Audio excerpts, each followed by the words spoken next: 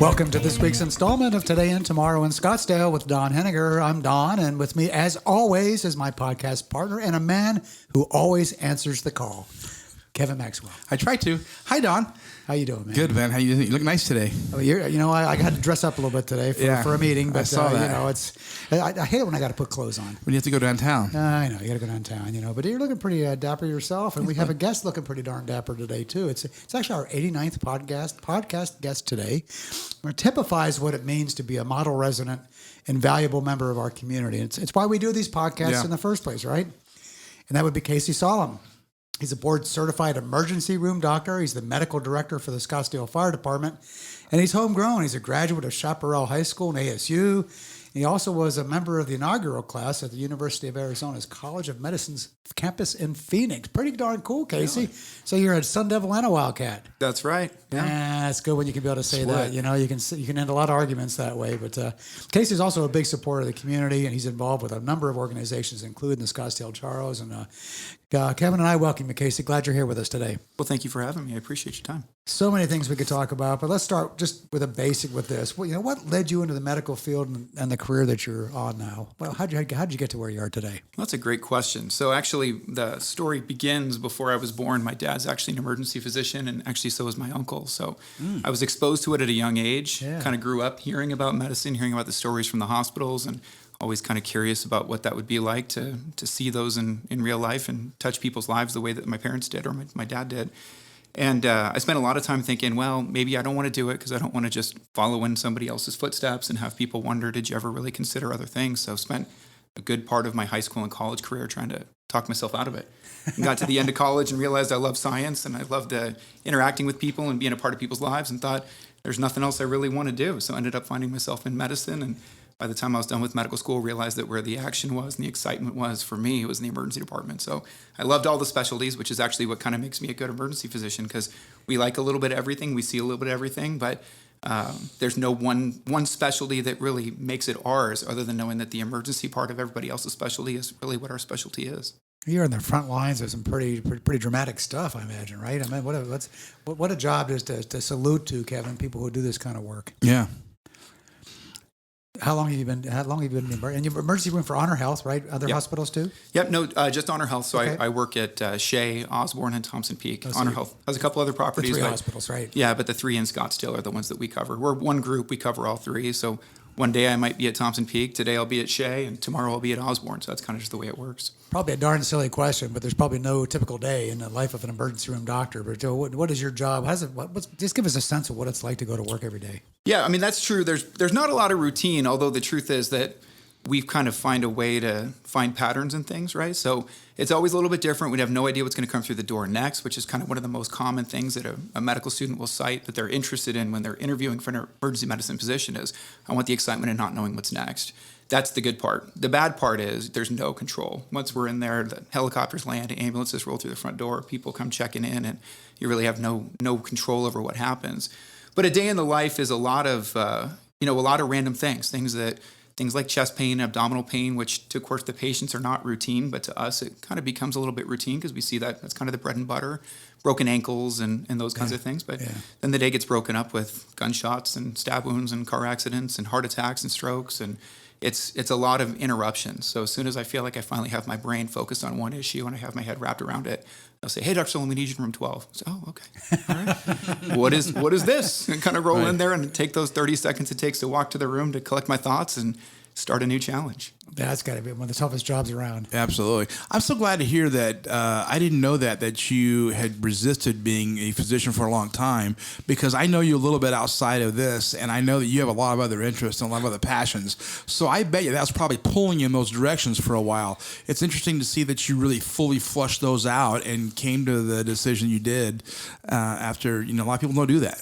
Well, one of the things that we say really kind of typifies an emergency physician is that we like a little bit of everything. Like I mentioned before, I'm not an OBGYN, but I can deliver a baby if I have to in an emergency situation. I'm not a cardiologist, but I can bump on your chest if I need to keep your heart beating. And I'm not a surgeon, but I can cut your chest open and beat your heart if I have to. So all these, it's kind of a little bit of everything. But But what's interesting is that personality exists outside the hospital too. So what you say about having a lot of interest in a lot of things that keep me ticking, that's just kind of how I'm built. Is that yes, medicine is a big part of my life. It's my career, but I got a lot of other interests outside of medicine that make me me, and that's I think probably something that helps me work well in the emergency department as well.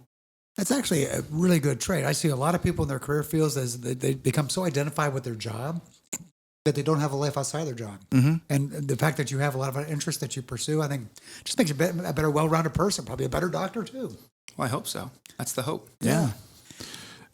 Go ahead. So what are some of the other outside activities that what drives your passion outside? We'll go back to the hospital in a minute. What drives your passion outside the hospital? Well, so what's kind of cool about it is that I found a way to take some of these drivers of my passion and turn them into secondary careers as well. So right now, the thing that I probably spend the most time working on is EMS work. So the Scottsdale Fire Department has, all paramedics need to have a physician that's providing oversight for the care that they provide.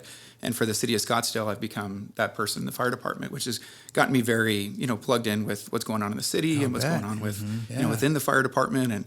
And again, kind of going back to that desire to learn a little bit about everything, I've spent as much time learning about the way they fight fires as they've learned about how to take care of patients from me. So it's been a really mutually beneficial thing. And then outside of that, I do a lot of work with the Scottsdale Charros. So I've been a Charro now for 6 years, and this year I'll be the chairman of our annual Charro ride, which will be coming up in October. So coming directly from meetings now, to literally coming here from a meeting about the ride. All right. Yeah. This is a busy time of year for you then. Very much so. Right? Yeah. Because you guys are gearing up. Yep.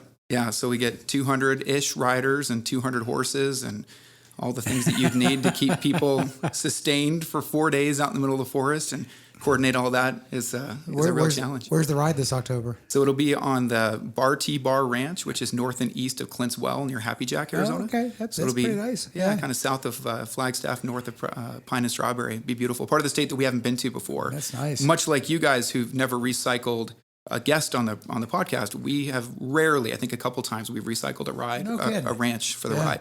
So we try to go somewhere new, and each of us who've been on the rides love to kind of explore a new part of the state each year. Kevin's got a huge smile on his face. I think he's getting ready to go up again this year. Good. I'm hoping so. Well, I got to go on my second ride. I went back in like 2006, so it's been a long time for me. My second ride's coming up.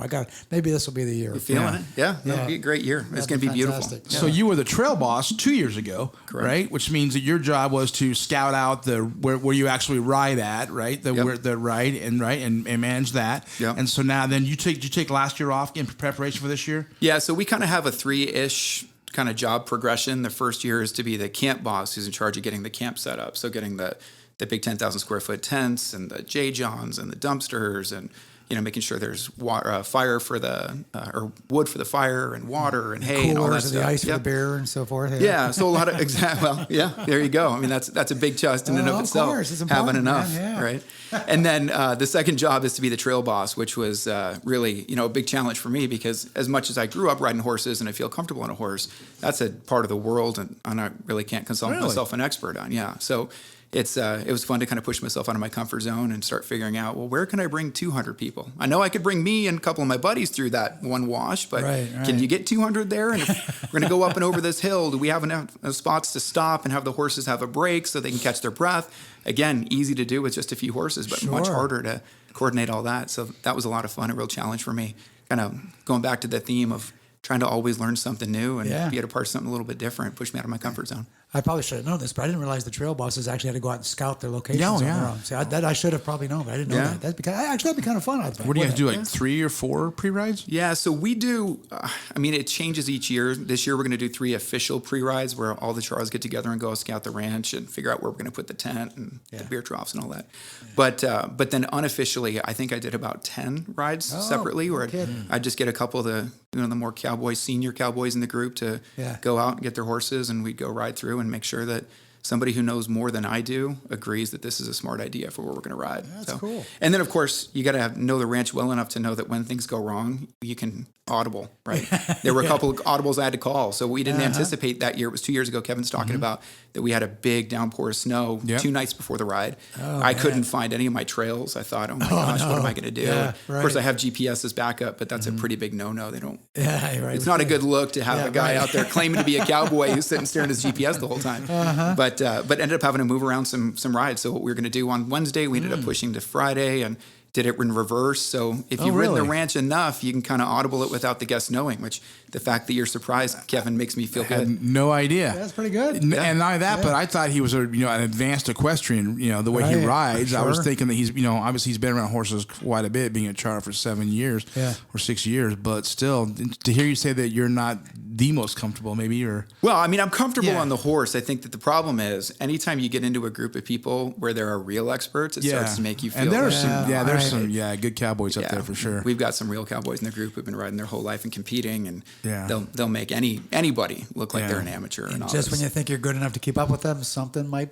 happen that we might need an EMT for. Yeah, exactly. Good thing you're there, right? And that's the fun, right? Always being prepared for the unexpected and being comfortable being uncomfortable. That's what drew me to the Charros. I mean, many things drew me to the Charros about the community involvement, but what drives me to being involved in the ride is thinking that I'm out of my comfort zone, and if something goes wrong out here, I'm going to have to just figure it out. All right, well, I'm going to do it. Since you're talking about audibles, I'm going to call an audible here. What's your favorite part about being a Charro? Oh, gosh. The community part, or? Yeah, I mean, it's so hard to answer. I mean, I can't tell you one thing, so I'm going to do the cheating thing that you do on an interview, and I'm going to tell you my top 5. But number 1, or maybe not in order, but of course the Western heritage. So growing up in Scottsdale, when I was a kid, Scottsdale had it still does have a very unique personality, one of Western culture, but really, as a kid, I thought that was what made Scottsdale so unique. Were you and so born special. in Scottsdale? Yes, sir. Okay, that's born right. in Osborne. That's right. You mentioned Chaparral, that. right? You're born at Osborne. Born at Osborne. The Osborne you work at now. I work in today. Yeah, that's really. a small world, I joke when I go to work and say, well, the average velocity of my life is 0 because I made it nowhere. I'm right now, right where I started. But so there's that, and then a couple other things. I mean, the involvement of the community is really what I think fulfills me, right? Because you can still be Western and not be a Charro. But when I was a little kid, I went to the Boys and Girls Club, the Virginia Piper branch over by Laguna Elementary School, and up on the wall there was a big pheasant, and they had shown that the Charros had made it. That's our logo, was the screaming pheasant. That they had made a donation to the Boys and Girls Club, and that was their thing. And I remember thinking, hey, my dad's a Charro, because I am a second generation Charro as well. That's my next question. Yeah, and looking up there and saying, oh man, how cool is that I get to go to the Boys and Girls Club, and the Charros were involved in it. And now all these years later, every time I go to the railroad park and I see that carousel was donated by the Charros, it just brings a lot of joy to know that I'm part of a group that is so involved and invested in the community and is trying to always do the best thing for the community. Big supporters of horse sense. We had that on program last week, and the Charros a big part of that. Alan Rodbell was here, and you know how invested I am in the Coronado Promise. That's right, right, and Charros huge part of that. The benefactors that they do for that is amazing. Charros are great. You got your the generosity of the Charros permeates throughout Scottsdale. It's part of our fabric of our community, no question. Let's get back to the fire department for a second. So do you go out on rides, and when you're training fire department personnel on medical procedures, are you out on the scene with them? Have you been on rides with the fire department and responding to emergencies? What's that been like? Yeah, so it's on paper, the job is more of an administrative role. It's really overseeing the operations. So one of the classic ways that I describe it is that paramedics often, they're operating with standing orders that were written by a physician that says, when you're on scene with somebody with shortness of breath, here are the actions that you take, and here's what the next steps ought to be. That's really at its core what my job is to make sure that all those standing orders, which is a book a couple inches thick, is up to date and is in alignment with what the kind of the standards are these days. That's changed a little bit recently in that now we have a lot of regional collaboration. So I don't know. I know that when Chief Shannon was on I guess it was years ago now, he talked about how we're part of this automatic aid system where there's 20 plus, 25 plus fire departments in the state or the city, the region, I should say, within the Phoenix area that all function really as a unified fire department, although they're separate specific departments. They have the same protocols and guidelines.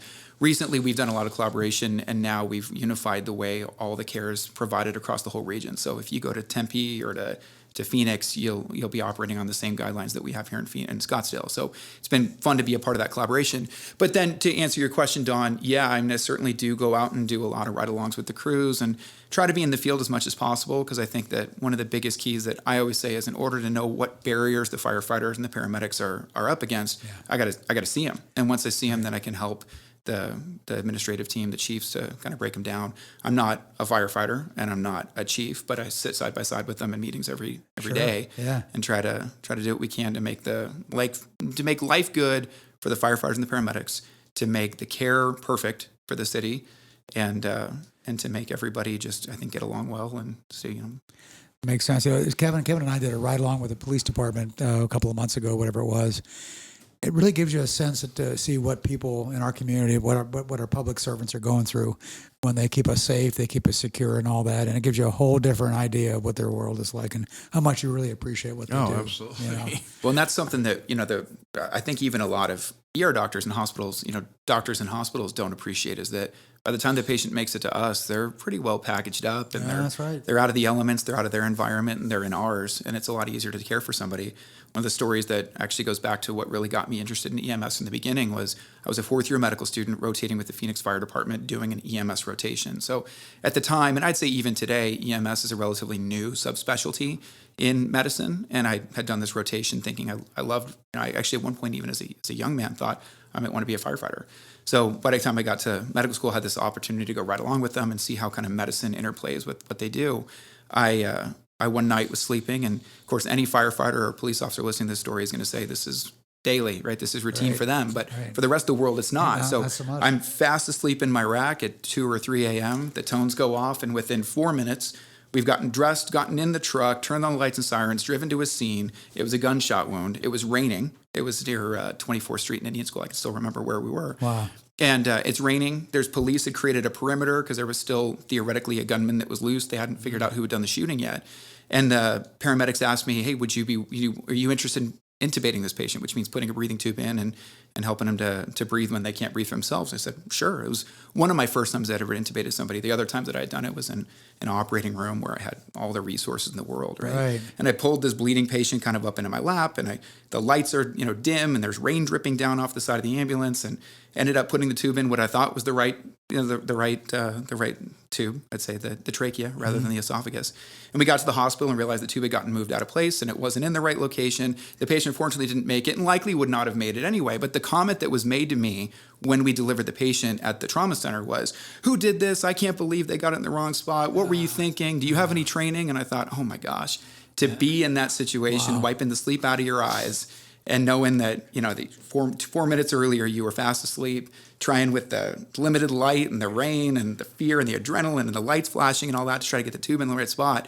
We have to make sure that the medical providers and personnel who are overseeing what the paramedics and EMTs are doing understand just what those challenges are in the field. It's a completely different realm when you're out there. Wow. Hearing that just gives me more appreciation for what they do, Kevin. No kidding, right? Yeah, you hear that kind of story. That's a real life story. Who knew, And they do it every day. Yeah. Right? I mean, I have that one story to tell, but any firefighter who listens to this would say, that was last Tuesday. Right? Is that right? Yeah, I bet. I have a tremendous, immense appreciation for what they do. No question. One of the things that we talk about a lot in Scottsdale is a big events draw. We just went through a crazy event season here. Super Bowl, Phoenix Open. I mean, we had the whole world here for about 6 weeks or so in baseball full season. Yeah. And we talk a lot about how the police department, we've had people on our podcast talking about preparing for police, preparing for fire. Do emergency rooms anticipate big events like this and the fact they're probably going to have more demand for services? What does that world look like when you're in a place like Scottsdale that's got crazy event seasons coming on, and how do you prepare for that? Well, absolutely. So there's always preparation going on. One of the things about emergency medicine that's unique is that we're always preparing for the unexpected. So I'd say that the hospitals do a really good job of being able to be nimble and be prepared for what the unexpected is, because that's just routine daily business, although they do have to staff up. And then through partnerships between Honor Health and the city of Scottsdale and Mayo, actually with the Phoenix Open is what I'm thinking about. They've put together some really innovative. I can't take any credit. They long preceded my time at the fire department, but some innovative ways to deal with the increase in the demand. So we have a little tent. I know that I was just listening to the podcast yesterday, your podcast. Somebody had mentioned that there's a tent at the Open that we can take patients who've maybe that was Rich Slavin, I believe. Yeah, was it Chief? Right. Yeah, who had maybe a little bit too much to drink, and they don't necessarily have to go to the hospital, but they need to be cared for. Right. We can bring them over to a special spot we call the alternate care site at the golf tournament, and put an IV in, give them fluids, get them if they're too hot, cool them down. If they're too cold, warm them up, and give them some time to rest, and then hopefully rehabilitate them enough that they can get picked up by a friend or a family and go home rather than having to go to the hospital. So there's a lot of things that we do to try to prevent people from making it to the hospital in the first place. And then, of course, I know that Chief Slavin mentioned that during the Open, we'll have as many, I don't say it's exactly as many, but nearly as many firefighters in the golf course itself as we do covering the entire remainder of the city That's combined. amazing, isn't it? Yeah. So you basically have a city within a city at those events. So by having a robust system, we hopefully, can offload some of that from the hospitals. The hospitals aren't having to provide all the medical care themselves. That makes sense. I'm curious about the regional cooperation that you have. We've talked about that with the police and fire departments. Did hospitals have the same kind of arrangement, or is that kind of more of a fire department thing as it relates to EMTs? That is specifically a fire department thing. And to be, for what it's worth, it's super unique to have such a large accumulation of so many fire departments that are working together.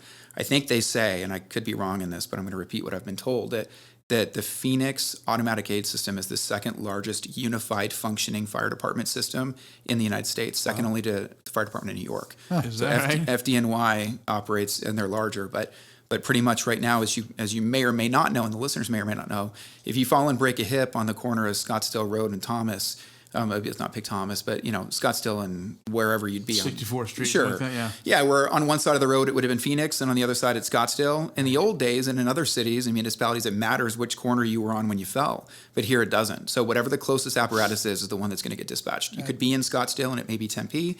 You might be in Tempe and have it be Scottsdale that responds. But because of that, there's a lot of unity in the protocols and the guidelines and the operating procedures. But most importantly, because really that's great that we've got that, but that's merely interesting compared to the importance that the patients know that they're going to get good care.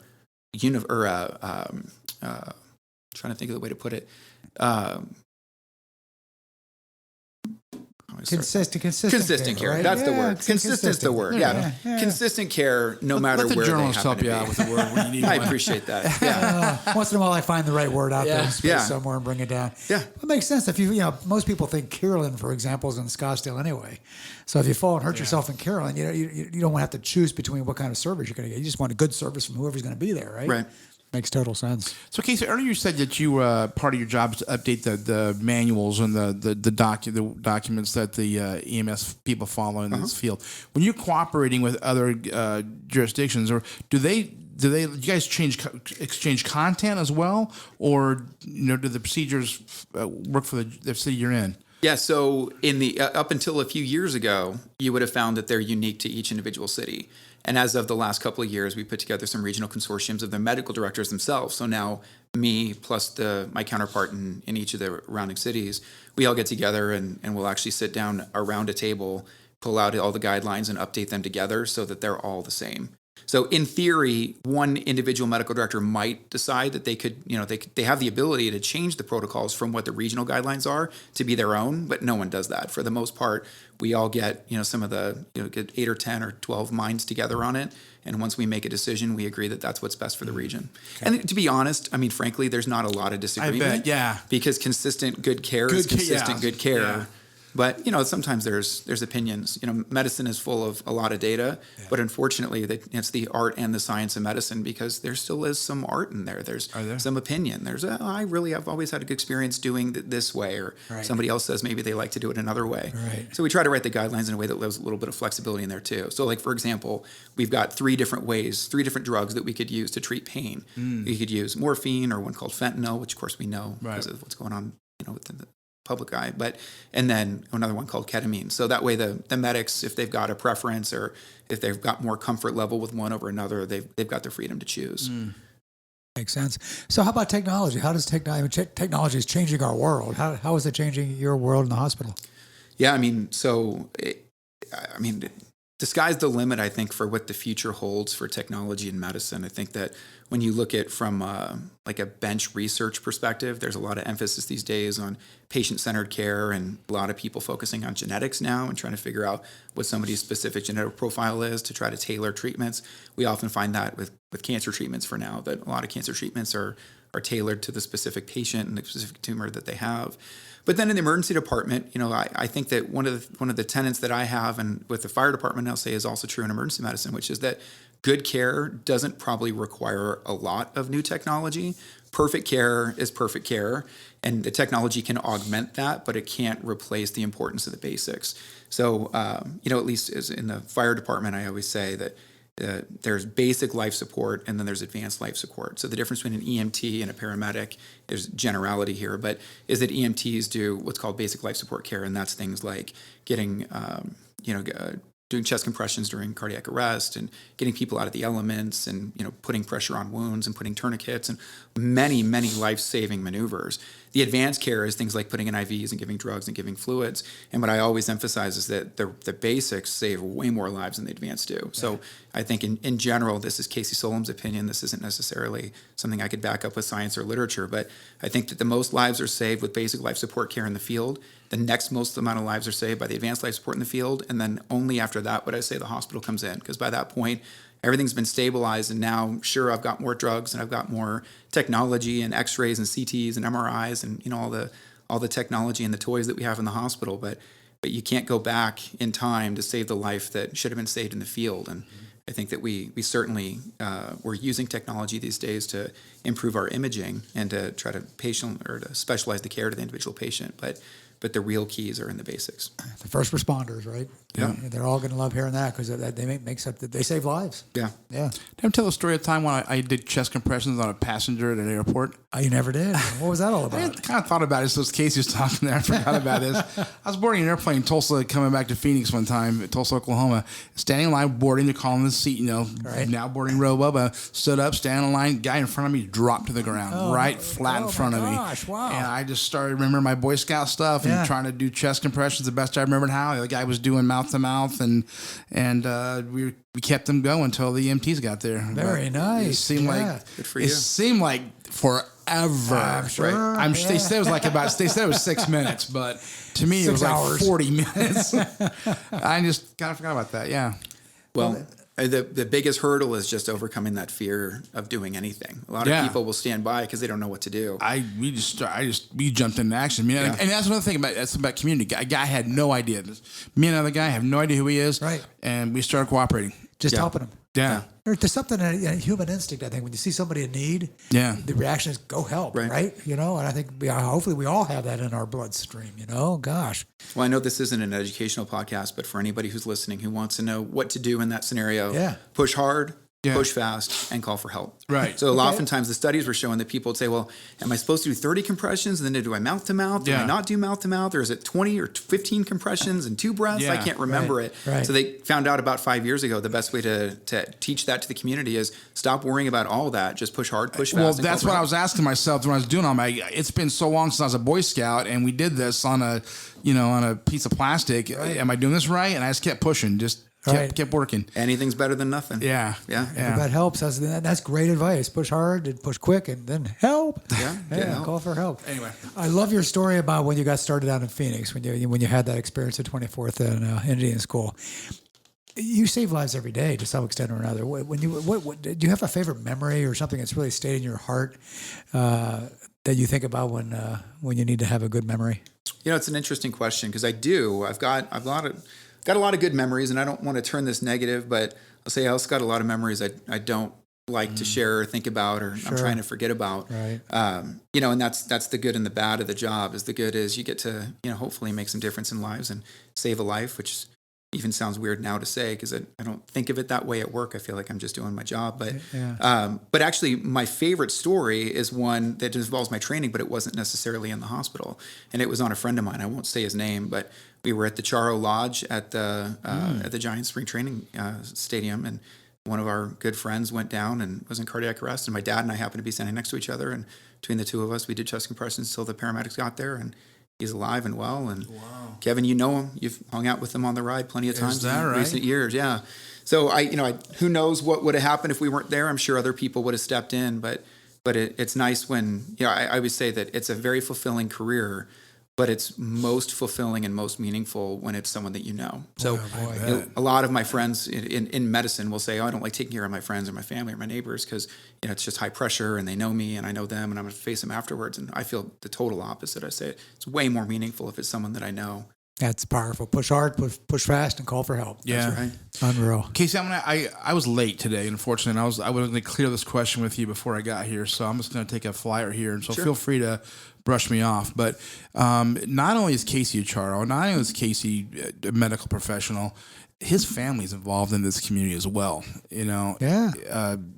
Your wife is really involved in this community. Does a lot of great work. Do you want to talk about her a little bit? Yeah, sure. So my wife, Sarah Solem, she's she's about as involved in the community as anyone that I know, certainly more so than I, or not more so, but equally as I am.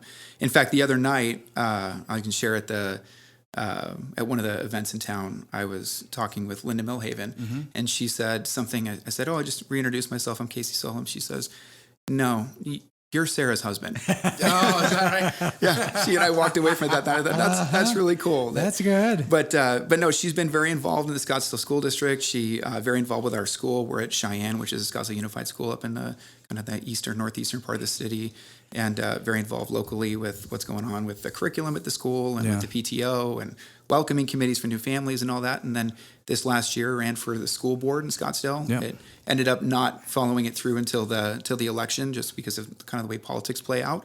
But that really opened her eyes and got her really involved and invested in the community. She's a graduate of Scottsdale Leadership and is now actually sitting on the kind of the community outreach board for Scottsdale Leadership. So having a blast being involved there, and is now actually one of the, I would say, inaugural members and first members of the newly formed Scottsdale Police Foundation. So, oh, really? Yeah, the police department just put together a foundation to kind of broaden their involvement in the community, and great. And they asked her to be a part of it. So it's been a lot of fun to watch kind of her getting more and more involved in the community in the recent years. And we've got 3 young children at home, so she certainly stays busy with that. Yeah.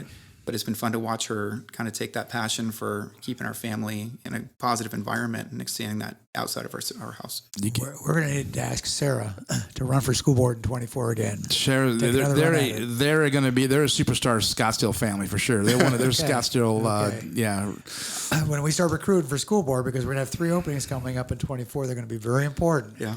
Let's remember this conversation. Sarah would be fantastic. Well, thank you, Kevin, for bringing Sarah up. That means a lot to me. Thank you, Casey, for all that you're doing. Kevin, any other questions for Casey today? We could have gone for a long time because, I told you when I got him, I'd say this guy's got a wealth of information, great stories, great community leader. Just, the fact that we haven't had him on the show before is just mind-boggling to me. Well, I told you before we saved our best for number 89. And that's right. What he is today. So never a dull moment. But thanks, Casey, for all that you do to serve the people of our city in many different ways, saving lives and saving community assets, all the rest. It's remarkable what you mean to our city. So thank you so much for all that you do. Well, thank you for having me. And thanks to all of you, our listeners. Help us shine the light on people like Casey who make our city great. Share our podcast with your friends and come back next week for the next edition of Today and Tomorrow in Scottsdale.